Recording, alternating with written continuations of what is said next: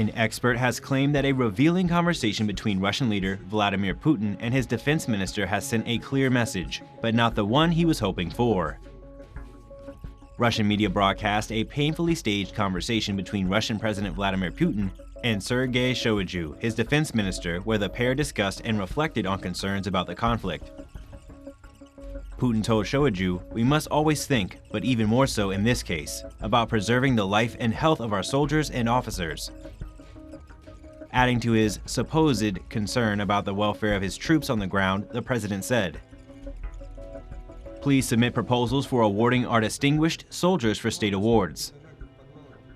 It is clear that in such cases it cannot be otherwise. These are different awards, but I want them all to know, in our understanding, they are all heroes, in the understanding of all of Russia."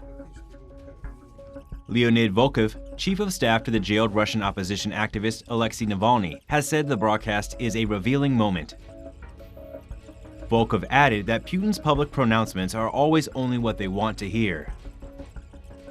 When Putin says something in public, it is almost always the result of the fact that the presidential administration took measurements of public opinion and came to the conclusion that now it is necessary to speak in order to earn political points.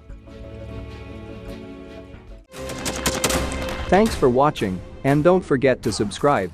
Also, if you want to support Warthog Defense, please become our member and get early access to new videos, exclusive members-only videos, and become administrator in comment section. The membership link is in the description. Rescues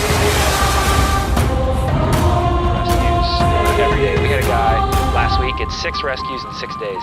You know, he's doing the job every day.